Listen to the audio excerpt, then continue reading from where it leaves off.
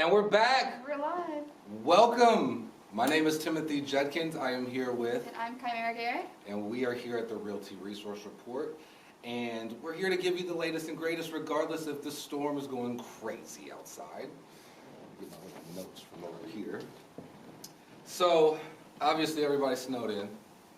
Obviously this is one for the ages. Mm-hmm. How was your weekend? I went snowboarding, so I had a pretty good weekend. You did post something. I saw you post a photo of you guys out there. How was that? That was really, really fun. So I wanted to go to Ogilvy, but just because it was a little farther of a drive, I just went to my grandma's, and she has a couple big hills, so I just went down there and hung out over there. So what really happened? Because you told me. Yeah, we were playing on a razor and riding around. Sounds like fun. It was really fun, yeah. Next time, try to make it to Ogilvy. Yeah. I really wanted to go to Sevens. Seven Springs. Yeah, Sevens, but that was, I think, an hour and a half, 2 hours, so I didn't want to get trapped. Yeah. Did you No, I let the kids do what they wanted to do. They were sledding like crazy. Yeah. The biggest thing for me was just trying to be proactive on everything. Mm-hmm. Get the driveway, get the sidewalk, because out where I'm at, they don't really clear out my area that well, so it's a thing. I live on Barton, and Barton is pretty rough. Oh yeah, I can imagine going down there. Yeah. That's towards where Mom's at, so I'm gonna call her after this and try to see how they're doing up there, and try to make a trip up there to check on them. But some of the back roads were untouched. It was crazy. I wish I could. I'm not gonna do it. I was gonna do it. I was gonna pick you guys up TikTok and show you outside, but it's literally stacked up out there. I want to make sure this doesn't zone out on us. There we go. But yeah, so it's high. I mean, the snow that they have in our parking lot right now is dang near up to like the door of my truck. Like it is up there. Wow, I know. I wish we could. We can't touch it around. But we'll show you soon. We'll show you soon. We got a few topics we're going to go over today. You know, every Monday we're going to come in here. We did start the next series of things that we're going to do. So we did film it last Thursday. All right, you guys. A little technical difficulties, but we're back. How about we try this again? So, I don't know where the misconnection happened, but it seems like we're rolling again. Okay. Yep, we're good. So, getting back to the stories. Jump into the stories, yep. Yes.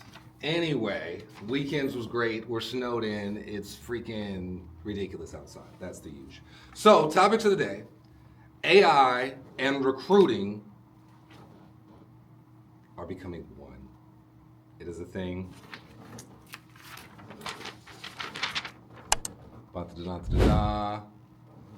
So, I guess these guys are going as far as using AI as the primary tool when it comes to hiring people. They feel like they are missing out on talent. They are missing out on really good people that could fit these individual jobs moving forward. And so they're using AI to scrub through resumes, to look up their social media profiles and things of that nature. And they're actually finding more qualified people using AI in HR than they are the old way they were doing things. And which you can't really be mad about. I would agree that that probably would be a thing if HR has always had a certain level of influence, and depending on how busy they are or how dedicated they actually are to the job, they're not bringing the best person for the job all the time. So that could be a great thing. But also, if you are HR director, it might not be a job you'll keep for too much longer. How do you feel about AI? I think it's cool. I like the fact that, you know, when you talk about things like Perplexity, Google, Gemini, and ChatGPT, the chat bots or whatever, those things are cool. I think the best thing about them to me is that they're only as good as the questions you give it. Mm-hmm. So you actually have to know what you're trying to do prior to using it, and people who are using it just based off of face value are getting the most generic information. Yeah. So I do think there's a space for it. I also think I'm a huge history buff, so I don't necessarily believe everything that I read. Mm-hmm. So I bring that into chat as well. And there's so many times that I've questioned chat. Yeah. Hey, that's not what I heard before, and da da da. And I'd be like, oh, you're right. There is the story that da da. plenty of times that's happened. So. I do love using chat. I feel like, it's really convenient for certain things, especially if like I need a couple ideas. But now that I've used it so much, I think it just knows that I do real estate, and it's automatically you the can train answers I them. want. Yeah. So that's really nice. That's where it gets very slippery slope for me. I do like that it knows about this show. You know what I mean? So I do have it for this show, so it does know that we have a show coming up and things we're working on with it and how to put everything together. But at the same time, I do believe there's some people who are taking AI way too far and getting way too personal with it, asking it relationship questions, financial advice. What is this thing on my finger? You know what I mean? Can you tell some me? people are prioritizing it too much a little bit. And I just don't think it always has the right answer. You know what I mean? That's just me. And so, I don't know. I think it's kind of cool that they're using it in HR and hiring, because if there is some talent that they were missing, that's awesome that they're finally picking up on those people. Yeah. The next story we have, home sellers History seller buyer? now outnumber buyers by 47%. Yes. So we have a historic seller buyer market imbalance. So like Tim said, it is 47%, and sellers are now outnumbering buyers. Which means we are transforming into a buyer's market, yeah. Correct. So this is your year to get out and see what's out there. If interest rates are still going in the right direction, we can have really good things happening. Like I said, you guys are gaining negotiating power. They're outnumbering sellers. And if the interest rates are going in the right direction, like I said, this might be your year to buy. And I was just talking to you before the show. I have new private lenders who have been reaching out to me. They're interested in giving money away. So if you guys are looking to buy something, invest in something, This year. might be it. Yeah. Might be it. We're moving on to the next topic, which is historic winter storm. They're calling it Storm Fern. It's sweeping across the U.S. with forecasts calling it one of the most widespread in recent history. The system spans over 2,000 miles with heavy snow and ice through the Northeast, and it's already caused flight cancellations and states of emergency. Wildness. I know. That's what we were talking about in our office meeting. They're already canceling flights, which is crazy. They said 21 states, including Arkansas, Louisiana, Mississippi, Alabama, Tennessee, Georgia, South Carolina, North Carolina, Missouri, Kansas, Kentucky, West Virginia, here, Ohio, Virginia, Maryland, Delaware, Pennsylvania, New York, New Jersey, Indiana, Connecticut, and D.C. I think it's crazy because I feel like we're used to snow, but the southern states aren't. So I'm like, what do they even do? Because most of them aren't even ever prepared. Texas has 98,000 people with no power. That is crazy. 88,000 in Mississippi and 76,000 without power in Louisiana. They said, I was told that a storm like this hasn't happened since like the 90s, like 92, 93 or something like that. So, I don't know. I mean, it's one of those things. But like I was telling you before, I was talking to a few of my partners that are out in Sioux Falls right now, and they were driving in negative 20 degrees last week. So I had a feeling something was coming, because that's just ridiculous to me that you're even out operating. We were talking about it the other day, and they were saying in Alaska, it's like, I don't know if this is true or not, but they were saying it's like negative 50 degrees. That is it. You probably have to leave your car running. I'm not even doing anything less than 20. I'm gonna have to stay home on that because that's crazy. I'm barely surviving right now. Yeah, you couldn't let your dog out or anything. No, it's, the animals, horrible. Yeah. Horrible for the animals. So our last story for the day is FHFA expands mortgage bond portfolio for Fannie Mae and Freddie Mac. This is adding to the power for buyers. So Fannie Mae and Freddie Mac is quietly expanding their portfolio, buying more debt, buying more mortgages, creating new systems for people.